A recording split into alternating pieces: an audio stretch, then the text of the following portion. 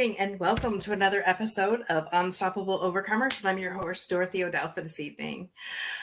I just want to give a huge thank you to our guest today. Her name is Jill Schultz, and welcome to the show, Jill. Thank you. How are you?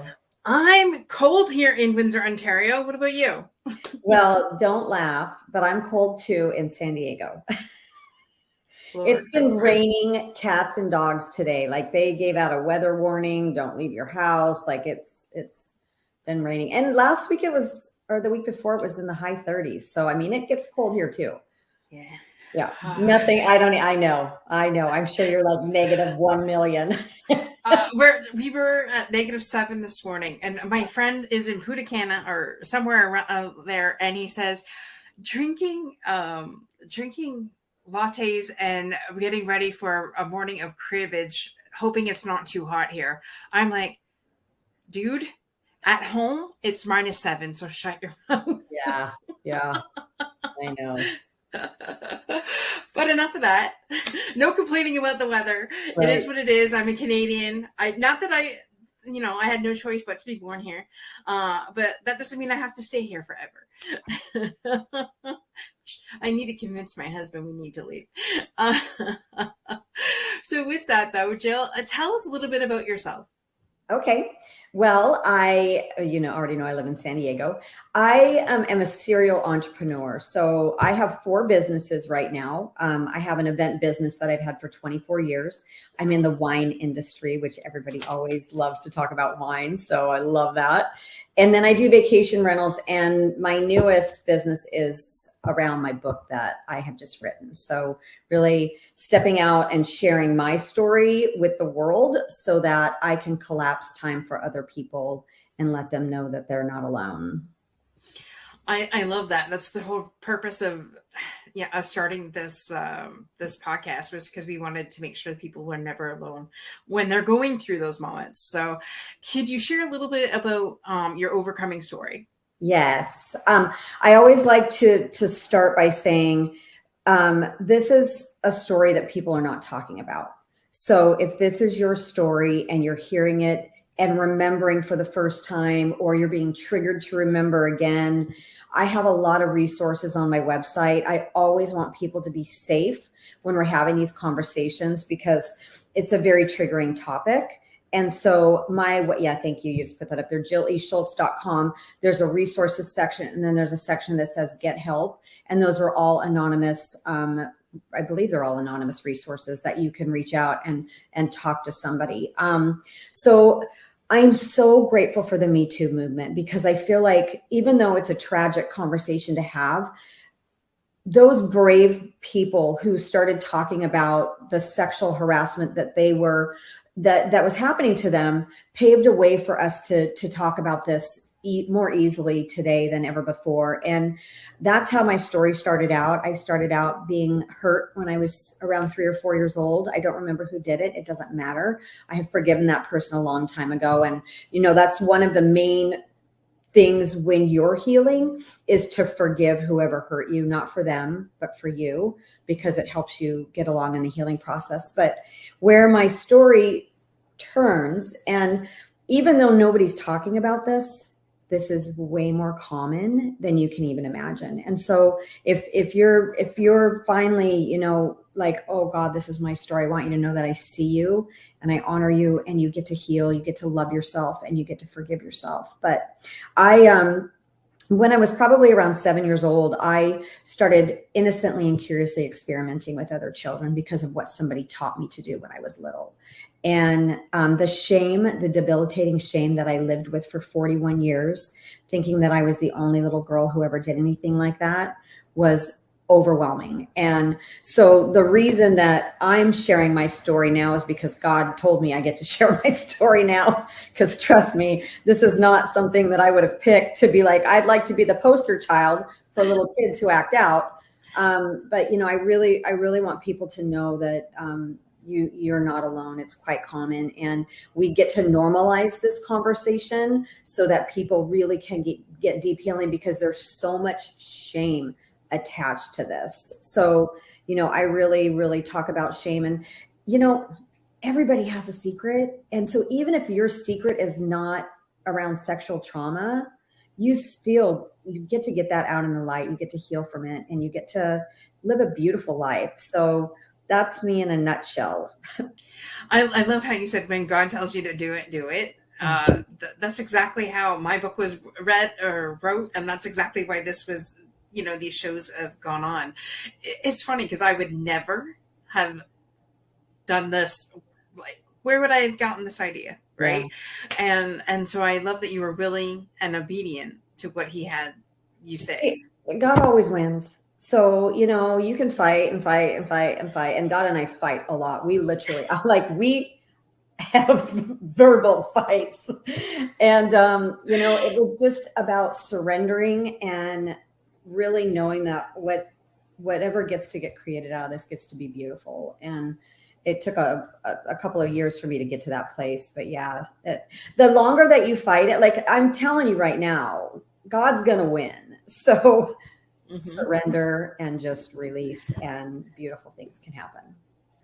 I'm writing that down actually, because, it's funny because I've been having this back and forth conversation with God myself the last couple of weeks and saying, no, I don't want to do this. No.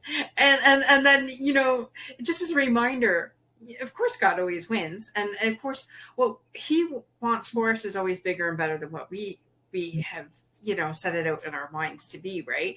Yeah. And so I love that you said that, be an obedient, willing steward, to be able to share. And absolutely. Excuse me. And I'm sorry that happened to you, especially at such a young age. It's you're right. People don't talk about that because people don't want to talk about that. It's like, I've said before, we talk about things that are taboo because taboo just doesn't do. And it's a lot of people pass judgment and things like that, but people don't really have any clue. Unless you've experienced things like that, you really have no clue. Yeah. So, well, thank you for sharing that and getting, people to talk about that. And so from, what made you decide to be an entrepreneur? Oh, I had no choice in that one. I am a terrible employee. You tell me what to do, I will do the opposite. And I don't intentionally do it. It's just innately in my soul. So when I was in my 20s, I used to cocktail and bartend as I was putting myself through college. And I knew at a very young age that it was going to be a problem because I would just do the opposite. So I started my first business when I was 33 years old. And every day I wake up blissfully grateful that I get to be my own boss. I can't imagine sitting at a cubicle, and not if this is what you do and you love it, no judgment. For me, I can't imagine sitting in a cubicle. I usually sleep until about 8:30 every day. Can you imagine doing that with a corporate job? Like, you got to be in the office at 8, So I knew from a very young age that it was really not a choice. I needed to be self-employed. Yeah. It's funny that you said that because I'm, when God nudges you and gets you very uncomfortable and, the point where you're ready to explode and every little thing that is, it's just like digging because he's forcing you out of your comfort zone, right? You get that what I'm talking about. Yes. That has been me for the last 2 years. I do work in a cubicle during the day, and it's just like, so I took this one test, and the one test said that is the one thing I should never have done. Definitely being an entrepreneur. And it's funny because I get what you're saying, because at such a young age, I've had multiple different businesses. So I get you. And in my book, I actually, I wrote this one thing in there. I've always wanted to tell HR I have anal glaucoma. Okay. Just can't see my ass coming into work today. Now, I've never used that line. I've never used that line. But before I retire from corporate America, I will use it. And that'll probably be the day that I get fired. That is hysterical. I have never heard that term before. I love Really? it. Yes. I don't know. My mom actually gave that to me years ago. So shout out to my mom. Her name's Dorothy too. And Dorothy Squared.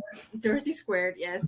And so it's just comical. And you know, and people that have actually bought the book, and no one has said anything to me about that. What's the name of your book? The Overcomer: Facing Challenges with Faith and Courage. Okay, I love it. Yeah, so it's just as I sit here, I'm just like, okay, girl, when are you going to be able to use that? Thank you. Yep. You sparked that back in me, Jill. So Okay. thank you.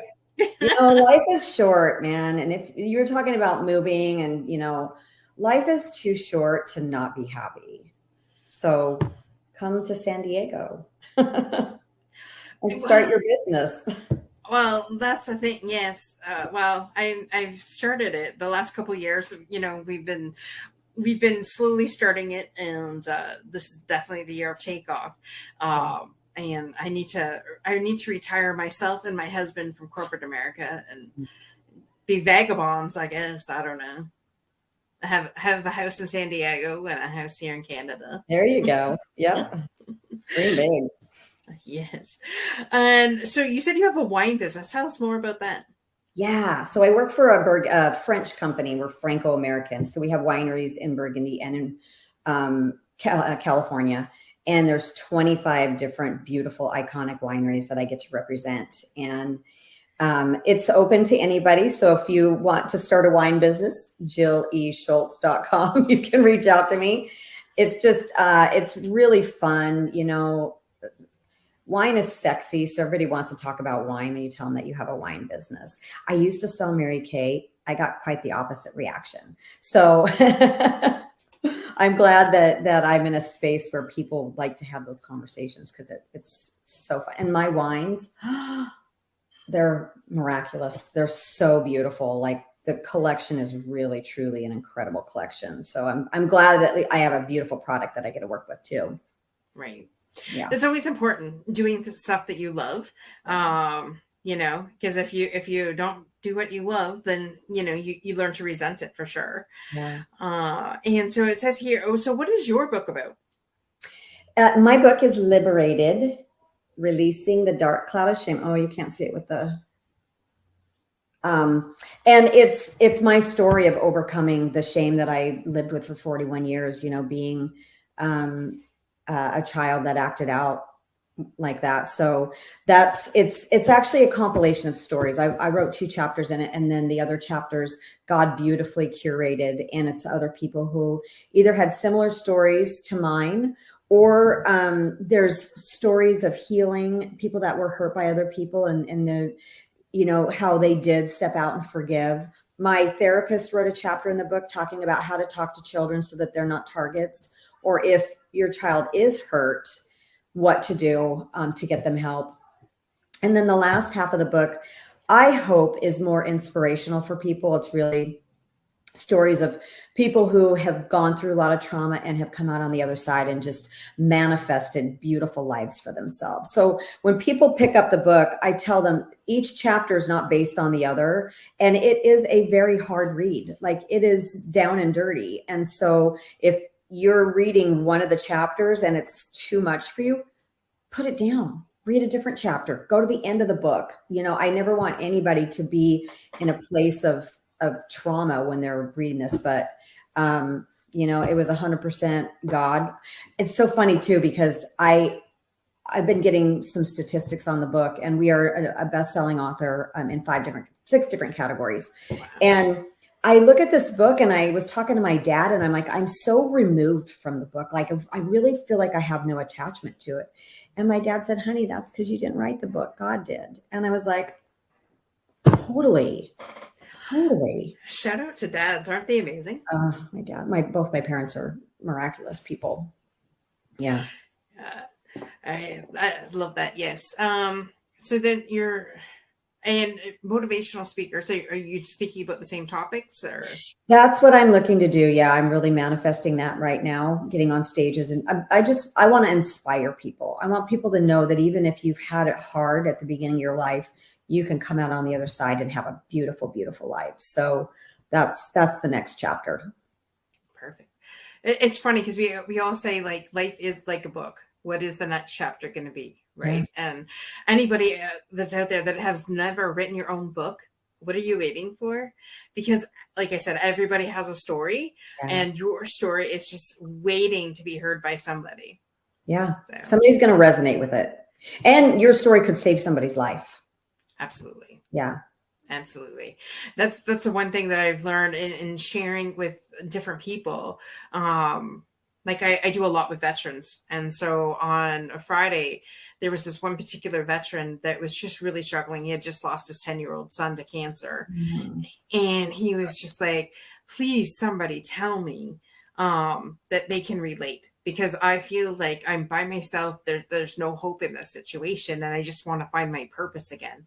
Yeah. And I got chills and I took a gulp, and then I'm like, well, I sat beside my dad for 9 days and watching him die of cancer. So I totally get where you're coming from.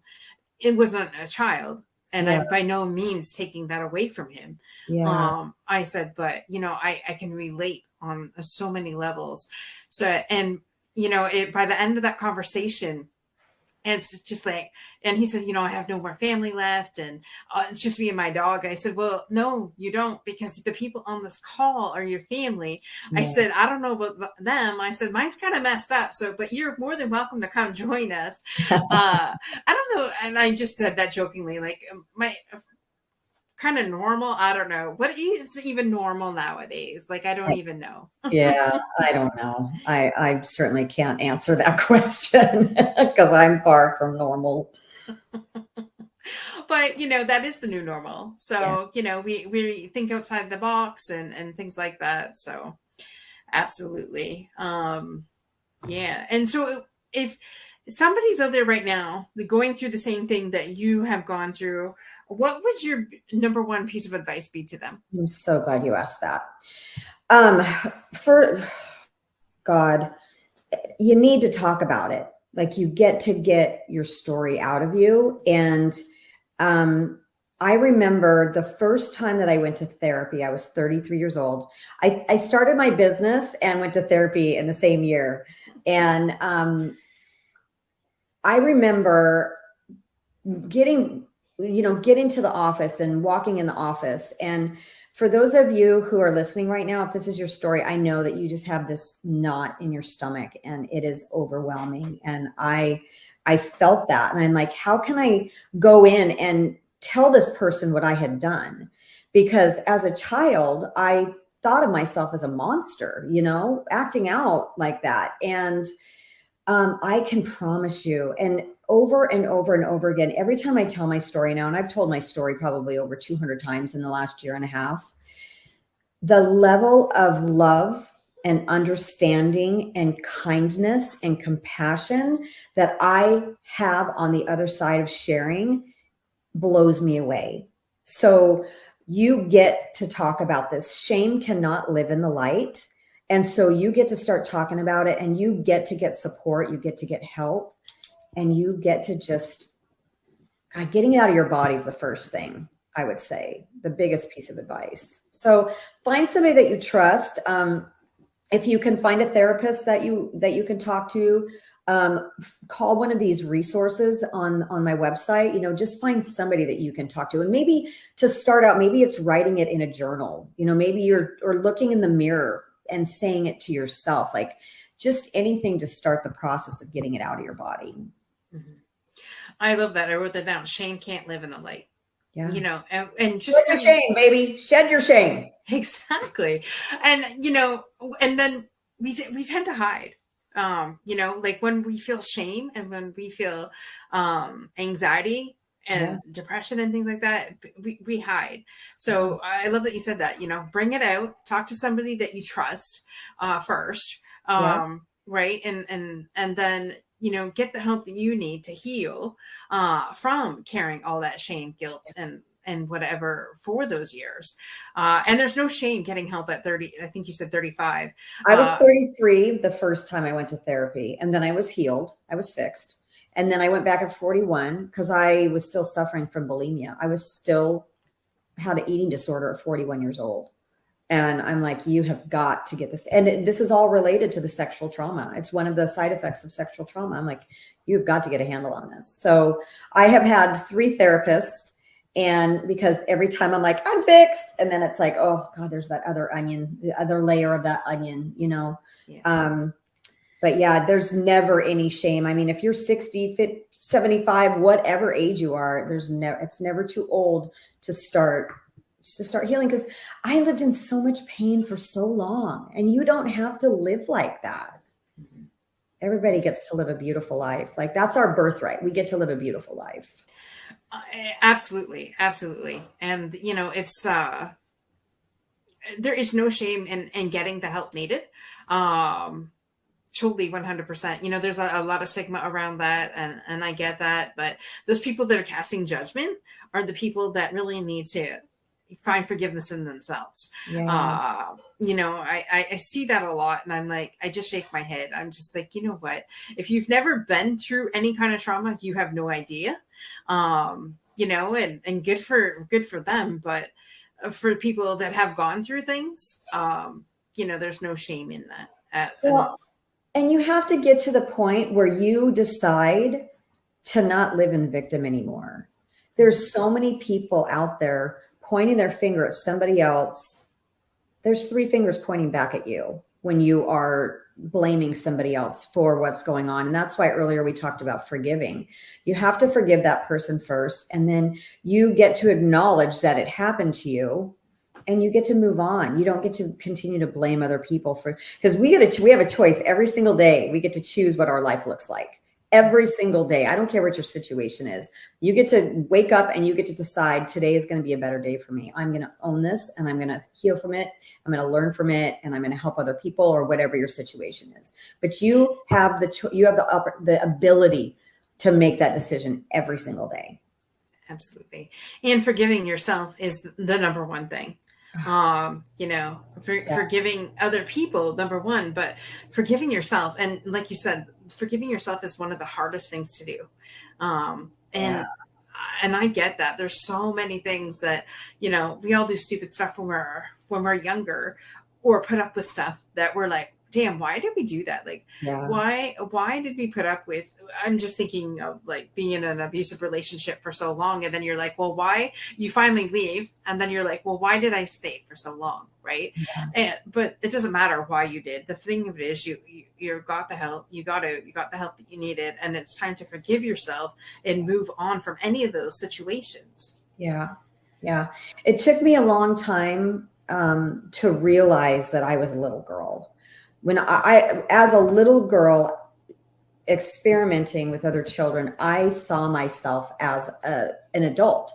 And it was the second time that I went to therapy when I was dealing with my eating disorder. That was the first time I ever had any relief around how I felt about myself, because I had the therapist say to me, he's like, who do you know that's 12 years old? And I thought of my niece, and he's like, do you think your niece reasons like an adult? Do you think she acts like an adult? Do you think she can, rationalize like an adult? And it was the first time that I was like, oh my God, I was a little girl.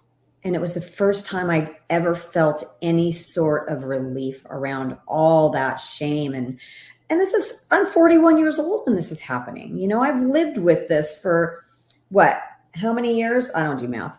12 to 41. You do the math. But to live with that debilitating shame for so long, it was like this.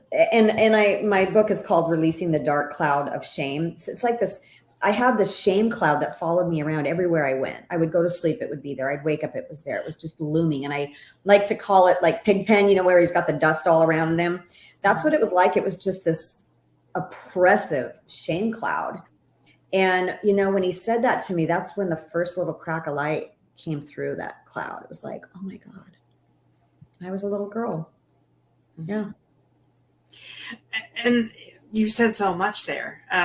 You're right. Like, who in their right mind at such a young age, like, you would never put that kid in prisons. So, but you're putting yourself in that self in exiled prison, Yeah. with no parole, basically, right? And doing that at such a young age, it's no wonder why, it's decades of that, and then having an eating disorder, because everything is attached, right? If you start off with one thing, and then it's just things compile until you deal with it. And I Mhm. like what you said. Healing is like an onion. I've always said that, one layer at a time. You think you're, like you said, you're just, everything's healed, everything's nice. Then you get triggered, and it's just like, well, no, I dealt with that. I just dealt with that. Like, why is it coming back? Why? I get you. Trust me, as somebody who has, like, repeatedly, dealt with the same situation, same trauma, same whatever. But once you finally get down to the core root, Well, but that's why it's also important for you to be surrounded by people who, like, I've done a lot of transformational work. I did Landmark Education. If you know what Landmark is, I did this. I did it too. Yeah. You did Landmark? Yeah. I did Hardcore Leadership. I did their PhD program. So, right now, this book coming out, and like, this is hard. Like, God's asking me to do something that nobody else is doing right now. This is hard AF. Sorry. And so I have been blessed that I have a circle of people around me who have done transformational work. So I'm advised from grounded people who are, well, I can't say it any better than that. They're grounded. They've done the work too. And so I'm getting beautiful advice from people who have good advice to give. I'm not getting advice from, a best friend that really hasn't done the work or doesn't understand what support I need right now, So find different communities that you can get surrounded by people who are going to love you like that and support you like that. I believe in paying for coaching all day long. It's really important. If you're trying to get to the next level in any area of your life, you want to surround yourself with people who have done it, and have done it successfully. And so if you have the wherewithal and you have the means, by all means, pay for coaching. Otherwise, get on YouTube. There's so much stuff on YouTube. So much stuff on YouTube. Absolutely. I love what you said. Community is everything. And before I got on here with you, I was just talking to somebody about, having a tribe of people around you. I call them my tribe. There's 7 of us that, we are there for each other no matter what. We are all in it to win it, and we're all in it to, get past the hurdles that are before us. And we've all dealt with different things in life, different traumas or different tribulations, let's say. And if one person doesn't know, somebody will, and if not, then we'll get help outside of the group. But having that support system is necessary. Somebody that is, like you said, that is not going to take information and run and things like that, but somebody who has been through, like you said, been through different things and been through the training to help get you through what you're going through. Yeah. And I feel like I don't want to step on any toes here, but I feel like today there are so many other modalities for healing than what was available for me when I was younger. And I still have a therapist that I see every now and then. I don't see her as much. And I believe that there's a place for traditional therapy, but I also think some of these immersive leadership programs or intense, like, transformational work can help you get healing way more quickly than doing therapy for 15 years. Or, like, there's different types of hypnotherapy now. There's tapping. There's so many different ways that you can get into those memories and release them than was available to me before, Exactly. And I don't know about you, but for instance, like, back when I was younger, I was bullied a lot in school, and I never shared that with my parents. Mhm. When you were going through your trauma, did you share that with any, like your parents or anybody like that? I didn't tell my parents until 6 years ago. I'm 56, so I was 50. Yep. Yeah, and that seems to be like a common trend among kids that are, have some kind of trauma. But what I can honestly say is by sharing, because our parents have no idea. I don't know about you, but I was the queen at masking my emotions and masking everything. And Absolutely. they had no idea. Oh, come home grumpy. Oh, she's just having, you know, she's just Right. having a moment. They never thought that my parents were not they didn't deal with that stuff when they were growing up. Well, So why nobody would they knew. even think? Nobody knew. Like there's no training manual at that time for people to understand how to deal with, I don't know what your situation was, but sexual trauma or any of that kind of stuff. Now this is why we're having this conversation, because we get to open the space for this so that, if your child has, sorry, I think I keep freezing. And it's probably this, not a good look. If your child is suffering from any of the, I don't want to say symptoms, but any of the after effects of trauma, and some of those are self-harming. So if your child is cutting, eating disorders, if your child knows too much about sex at a very, very young age, not having good boundaries with other people and other relationships, sexual promiscuity. If your child is experiencing any of these things, these are signs that something may have happened. I'm not saying something did happen. I'm saying these are signs that something may have happened. And the more that we're armed with knowing these things, now we can have these conversations. But nobody was talking about this 45 years ago. Nobody was having these conversations. No, exactly. We have evolved definitely since even we were children. Yeah. And now that these things are coming out, people are more aware, and now parents can see the different how their child acts out, and see that by acting out, wait a minute, there might be something going on here. So Yeah. just pay attention to what your child is doing, saying, acting, speaking, things like that. And having those hard conversations is much needed. I mean, as a parent, I can't imagine your kid opening up to you, and like, what do they do? They have no idea. Now they have this. But the thing of it is, it's okay. You just get your child help.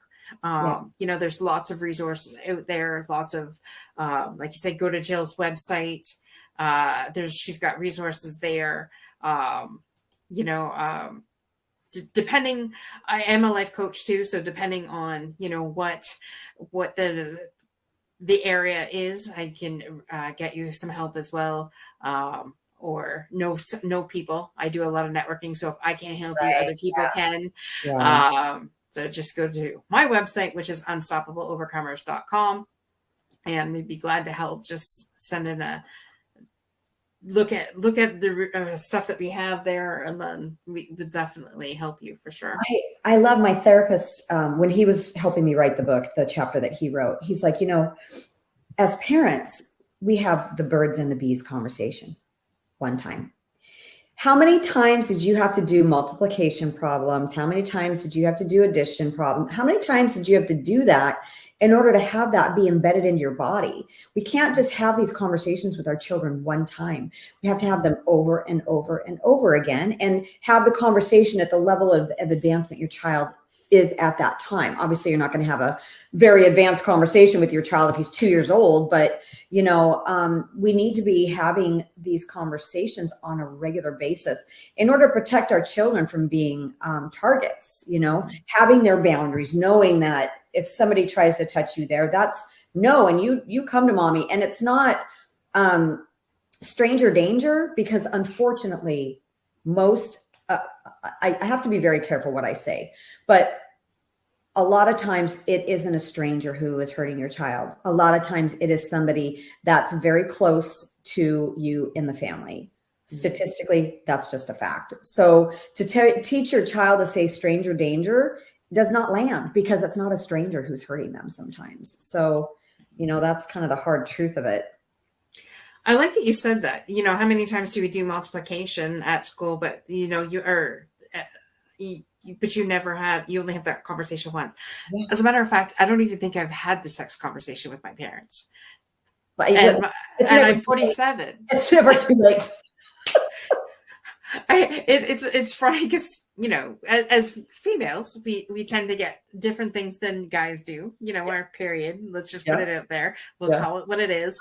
I got it at my grandparents. I was at my grandparents, and I just asked to go home. And so my parents and my grandparents are like an hour away from each other. Oh. And I get home, my mom goes, well, what's the problem? So I tell her, and I'm like, I don't know what happened. This started happening. And she's just like, oh. And my mom's mom said, you didn't have the conversation with her? Oh my God, seriously? Terrified. I was terrified, and I have no children, so I have a stepson, but that's my husband's job to talk to him about sex and all that stuff. Right. I don't have kids either.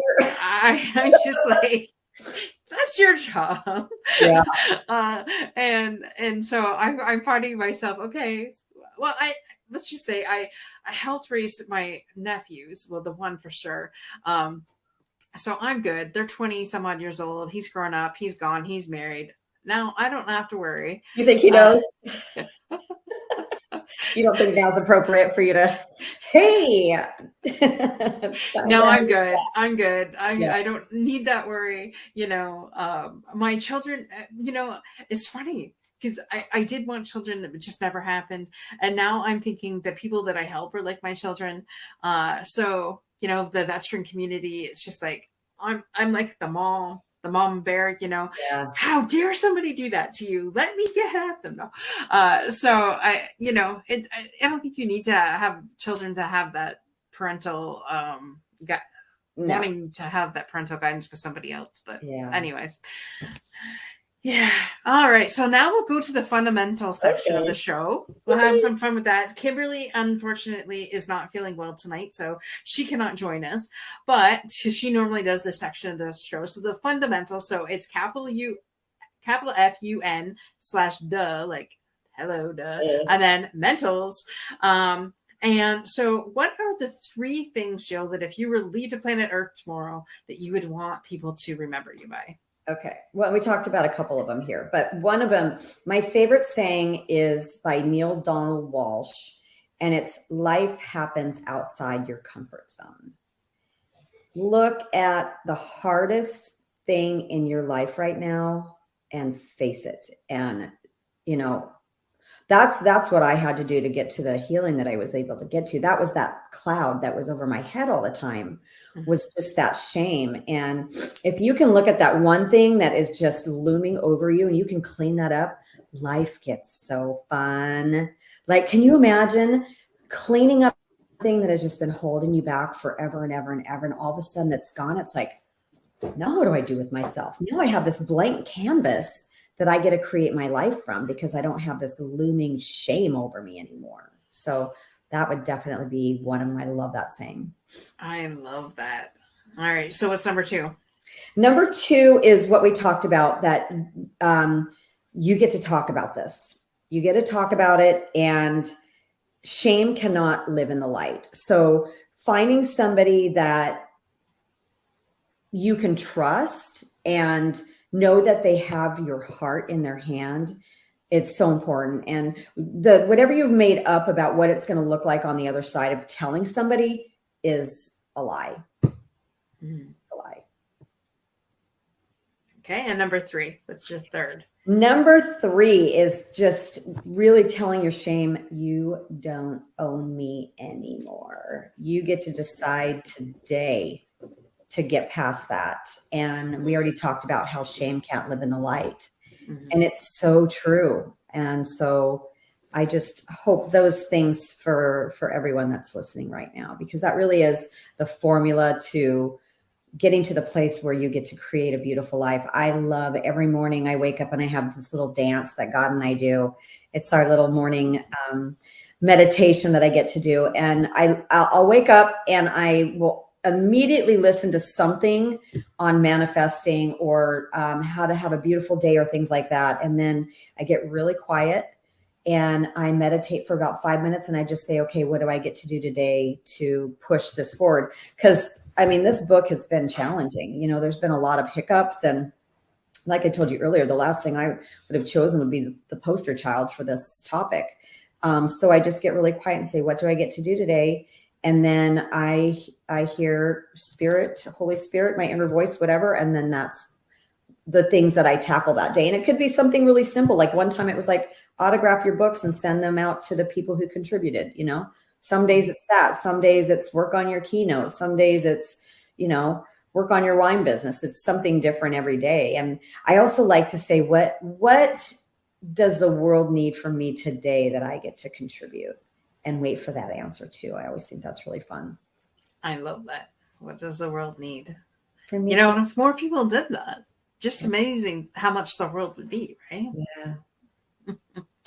Love that. Well, thank you so much, Jill, for sharing your story today. And where can people get a copy of your book? On Amazon and Barnes and Noble, or you can get it right off my website. Jilly Schultz, Buy the Book is there.